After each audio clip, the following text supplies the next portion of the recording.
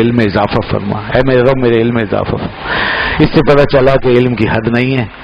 جب اللہ کا نبی اپنے علم میں اضافے کی بات کر رہا ہے اپنے مقام پر، تو آپ اور میں ہمیں کتنی ضرورت ہے کہ ہم علم کے اصول میں لگے رہیں۔ اس لیے دوستو، اگر عمل میں کمی ہو جائے تو فکر نہ کرو۔ فرائض و واجبات کے بعد، اب یہ میں مسئلہ بتا رہا ہوں، فرائض و واجبات کے بعد، ضروریات پر عمل کر لینے کے بعد اگر آپ کا سارا وقت علم کے حصول میں لگ جائے تو یہ گھاٹے کا سودا نہیں ہے۔ آپ کی توانائیاں، آپ کا پیسہ، آپ کا وقت اگر حصول علم میں لگ جائے تو گھاٹے کا سودا نہیں ہے۔ اگر آپ یہی وقت جو نفل عبادتوں میں لگا کر کے اپنا استعمال میں لا رہے ہیں، اگر یہ وقت آپ کا علم کے حصول میں لگ جاتا ہے تو یہ بہت اچھا کام ہے، بہت اہم کام کر لیا آپ نے، بہت بڑا کام کر لیا۔ علم کا حاصل کرنا یہ شیطان پہ اتنا بھاری ہے کہ آپ کی زندگی بھر کی نماز ایک طرف اور ایک مسئلہ جو جان لیں آپ وہ ایک طرف، شیطان بھی ایک مسئلہ بھاری ہے ان زندگی بھر کی نمازوں سے، کیونکہ شیطان بھی یہ بات جانتا ہے کہ یہ زندگی بھر کی نماز بغیر علم کے میرے لیے کوئی مسئلہ نہیں ہے، میں جب چاہوں گا اسے اٹھا کے پھینک دوں گا اور جب چاہوں گا بکھیر دوں گا، لیکن جو علم رکھنے والا ہے اس کو نہیں ہلا سکتا وہ۔ اس لیے رسول اللہ صلی اللہ علیہ وسلم فرمایا فقیہ واحد اشد علی الشیطان من الف عابد، ایک فقیہ دین کو سمجھنے والا شیطان پر 1000 عابدوں سے زیادہ بھاری ہے۔ اس کی مثال بھی دی، حدیث میں آیا کہ ایک دفعہ ابلیس نے اپنے چیلوں کو ایک تجربہ کر کے سمجھایا یہ مسئلہ کہ دیکھو علم والے کا معاملہ کیا ہوتا ہے اور بغیر علم کے جو لگا ہوا ہے اس کا کیا حال ہے، اس کی پختگی دیکھو، اس کی کمزوری دیکھو، اس کی بنیاد دیکھو اور اس کا بیس لیس ہونا دیکھو۔ مسجد کے پاس آ کے کھڑا ہو گیا اس کے چیلے ساتھ، اب ایک شخص جو ہے وہ رات کا عابد و زاہد مگر علم نہیں ہے، جاہل ہے، جانتا کچھ نہیں مگر عبادت میں لگا ہوا ہے، دن رات لگا ہوا ہے، دن رات لگا ہوا۔ وہ آیا ہے تہجد پڑھنے کے لیے، شیطان نے اس کو روکا اور کہا ذرا بھائی صاحب ایک مسئلہ ہے وہ بتائیے گا۔ وہ کہا ٹھیک، اس نے کہا کہیے۔ تو شیطان نے کہا ابلیس نے کہ یہ بتائیے کہ یہ پوری کائنات ایک چھوٹی سی شیشی کے اندر اللہ تعالیٰ داخل کر سکتا ہے؟ اب وہ جاہل تھا نا، اسے پتہ ہی نہیں اللہ کی قدرت کیا ہے، اللہ تعالیٰ کتنا بڑا ہے، اسے بس نمازیں پڑھ رہا ہے بیچارہ، وہ پتہ نہیں۔ اس نے جب چھوٹی سی شیشی اتنی بڑی کائنات، انہوں نے کہا نہیں بابا یہ کیسے ہو سکتا ہے، اتنی بڑی کائنات اس شیشی میں آ جائے۔ اب وہ یہ نہیں سوچ رہا کہ اللہ کی قدرت کی بات ہے، اب وہ اپنے پیمانے سے ناپ رہا ہے بس، نہیں ایسا نہیں ہو سکتا، ٹھیک ہے بس بہت شکریہ تشریف لے جائیے۔ اب شیطان نے ابلیس نے اپنے چیلوں کو کہا دیکھا اسے اللہ کی قدرت پہ یقین نہیں ہے تو اس کی نماز کیا قبول ہوگی، لہٰذا گیا یہ، اس کا کام ہو گیا۔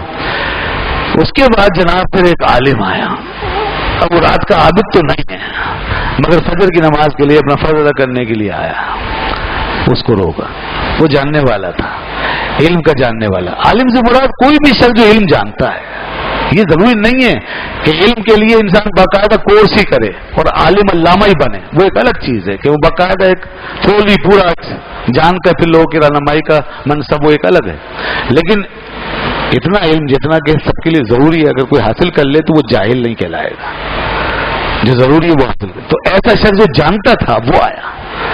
آپ میں کتنے لوگ ایسے ہوں گے ماشاءاللہ جو پڑھتے ہیں، سنتے ہیں، مطالعہ رکھتے ہیں، علماء سے پوچھتے ہیں، تو وہ جاہل نہیں کہلائیں گے، وہ صاحب علم ہے، کیونکہ وہ علم کی روشنی میں ایک عمل کر رہے ہیں۔ تو ایسے ہی جاننے والا جب آیا، اب شیطان نے اس سے مخاطب کیا اور اس سے پوچھا کہ جناب یہ مسئلہ ہے، ذرا یہ بتائیں گے آپ، ایک شیشی کے اندر اللہ تعالیٰ اس پوری دنیا کو بند کر سکتا ہے؟ وہ جاننے والا تھا، علم والا تھا، اس نے کہا لا حول ولا قوت الا باللہ، یہ کیسا مسئلہ پوچھ رہے ہیں آپ، شیشی کی بات کرتے ہیں ہم، ہمارا اللہ تو اتنا بڑا قادر ہے کہ ایک سوئی کا ناکا ہے نا سوراخ، اس میں سے بھی اگر وہ گزارنا چاہے نا کائنات کو گزار دے گا۔ شیشی تو بڑی چیز ہے، سوئی کے سوراخ میں سے، ناکے میں سے بھی گزار دے، وہ تو ایسا قادر ہے۔ بس اس نے جواب دیا اور ٹھیک ہے جائیے۔ شیطان نے کہا دیکھا یہ ہے علم والا، اسے معلوم ہے خدا کی قدرت، اس کی عبادت بچ گئی ہے۔ وہ جو پہلے تھا اس کو نہیں پتا تھا، اس نے جو کچھ کہا اللہ کے بارے میں اب اتنی بڑی غلطی کر گیا کہ اس کی عبادتیں سب گئی، ختم ہو گئی۔ یہ ہوتا ہے انسان کی زبان سے کلمہ نکل جاتا ہے بغیر علم کے اور سب ختم ہو جاتا ہے۔ جناب اگر آپ کو علم نہیں ہے نا تو آپ کو یہ بھی پتہ نہیں چلے گا کہ بیوی کو طلاق کب ہو گئی. جی کتنے کیس ایسے ہیں اس معاشرے میں کہ لوگ اپنی بیوی کو طلاق دے کے بیٹھے ہوئے انہیں پتہ ہی نہیں طلاق ہو گئی. لوگ ایسی بات کر چکے ہیں جس سے طلاق ہو چکی ہے اور پتہ ہی نہیں طلاق ہو گئی ہے. علم نہیں ہے، علم نہیں ہے.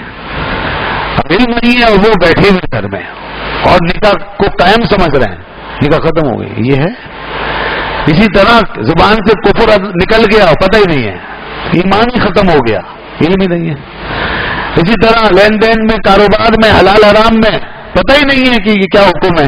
کھا رہے ہیں، پی رہے ہیں، چل رہے ہیں، لین دین کر رہے ہیں، کاروبار کر رہے ہیں، علم ہی نہیں ہے اور سمجھ حلال ہے. تو جس کو علم ہوتا ہے اس کی اصلاح ہو جاتی ہے، جسے علم ہی نہیں ہوتا اس کی اصلاح کیسے ہوتی ہے؟ اس لیے علم اصلاح کا دروازہ کھولتا ہے. اسی لیے علم کو نور کہا گیا، روشنی.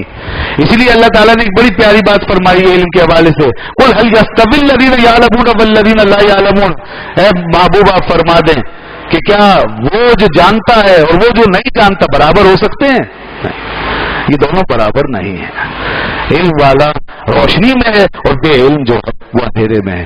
اسی لیے رسول اللہ صلی اللہ علیہ وسلم نے اپنی امت کے ہر شخص کے لیے فرمایا، چاہے مرد یا عورت، طلب العلم فریضۃ علی کل مسلم و مسلمہ. ہر مسلمان مرد و عورت پر علم کا طلب کرنا فرض ہے. اسی لیے پہلی دفعہ دنیا کی تاریخ میں اللہ کے رسول صلی اللہ علیہ وسلم نے وہ سوسائٹی بنائی اور وہ معاشرہ بنایا جس میں 100% علم کا رواج تھا اور کوئی شہری اور کوئی شخص جاہل نہیں رہ سکتا تھا. اور یہ بھی روایت پہلی دفعہ دنیا کی تاریخ میں پڑھی ہے کہ جنگی قیدیوں کو اس بنیاد پہ چھوڑا گیا کہ جو ان میں پڑھے لکھے ہیں وہ مدینے والوں میں سے 10 بچوں کو پڑھا کے جائیں گے. یہ فدیے کے طور پر رکھا گیا. پہلی دفعہ تاریخ میں ایسا فدیہ کسی نے رکھا، اللہ کے رسول نے رکھا. اس کا مطلب یہ ہے کہ اسلام کی ترجیحات میں علم کہاں سیٹ ہوتا ہے دیکھ لیجیے. ویری فرسٹ پرائیورٹی، ہر جگہ علم کی بات. اللہ تعالیٰ نے اس لیے تو بار بار آپ کا منصب یہ بتایا ہے، یعلمکم الکتاب والحکمہ. نبی صلی اللہ علیہ وسلم آئے ہی اسی لیے، تشریف آوری ہی اسی لیے ہوئی ہے آپ کی کہ آپ کو تمہیں علم سکھائیں، کتاب کا اور حکمت کا علم دینے آئے ہیں. اور اسی لیے رسول اللہ صلی اللہ علیہ وسلم نے بار بار یہ بات فرمائی، انما بعثت معلما. لوگوں میں تو صرف معلم بن کر آیا ہوں، میں تو صرف معلم بن کر آیا ہوں، مجھ سے بس سیکھو، لے لو، سیکھو. یہ تھا وہ. اب میں کتنی باتیں بیان کروں، کتنی قرآن کی آیتیں اور کتنی احادیث، ایک سلسلہ ہے نہ ختم ہونے والا. اور ایک بات اور ذرا سامنے رکھیے، ایک حوالہ اور دوں گا میں، بڑی اہم بات ہے. پہلا آدمی اللہ نے جو پیدا فرمایا، پہلا انسان، ذرا دیکھیے تو صحیح، اس کے سر پہ تاج کس کا رکھا؟ کون سا تاج رکھا؟ اس نے پہلے عمل کیا تھا، اس نے پہلے چلے کاٹے تھے، پہلے انسان نے پہلے کوئی نمازیں پڑھی، کوئی زندگی لمبی عبادت میں گزاری؟ نہیں. سب سے پہلے اللہ نے فرمایا علم آدم الاسماء کلھا. ادھر ان کی آنکھ کھلی، ادھر زندگی آئی، ادھر علم کا تاج سجا دیا. علم سے آغاز ہوا. اس کا مطلب یہ ہے کہ انسان کا آغاز علم سے ہونا چاہیے. اسی لیے بچہ بالغ ہونے کے بعد مکلف ہوتا ہے عمل کا، لیکن علم شعور آنے کے بعد حاصل کر لینا چاہیے. شعور آنے کے بعد علم حاصل ہونا چاہیے اور بالغ ہونے کے بعد پھر عمل کا مکلف ہے. تو جب تک وہ عمل کا مکلف ہو، اس سے پہلے اسے معلوم ہو کہ نماز کیا ہے، روزہ کیا ہے اور ضروری چیزیں کیا ہیں. علم سے آغاز ہونا چاہیے.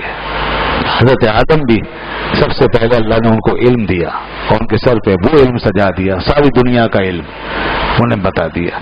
اور علم کی بنیاد پہ ان کو سارے فرشتوں سے اعلیٰ افضل قرار دے کے منوا دیا کہ دیکھو یہ ہے وہ مٹی سے، خاک سے بنا ہوا انسان جس پہ تم حیران تھے کہ اس کے اندر اندھیرا ہے، اس میں فساد ہے، اس میں خون بہانے کا عمل ہوگا، اس کے اندر یہ. فرشتوں نے یہ بات کی تھی تو اللہ تعالیٰ نے بتا دیا تم نے اب تک جو دیکھا تھا وہ علم کے بغیر دیکھا تھا. اب ذرا نظر ڈال کے دیکھو، اس کے سر پہ علم کا تاج سجا ہے. اور جب وہ علم کا تاج فرشتوں نے دیکھا تو سوائے سجدہ کرنے کے دوسرا راستہ نہیں تھا. سارے عالم ملکوت کو اللہ نے فرمایا تم سجدہ کرو.